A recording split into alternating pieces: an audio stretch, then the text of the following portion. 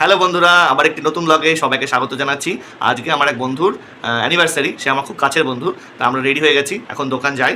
রাতে ওর অ্যানিভার্সারির আমরা একটু ছোট্ট আয়োজন করেছি, আমি আমার একটা বন্ধু মিলে। তা চলো রাতে দেখি কি হয়। আমিও আছি।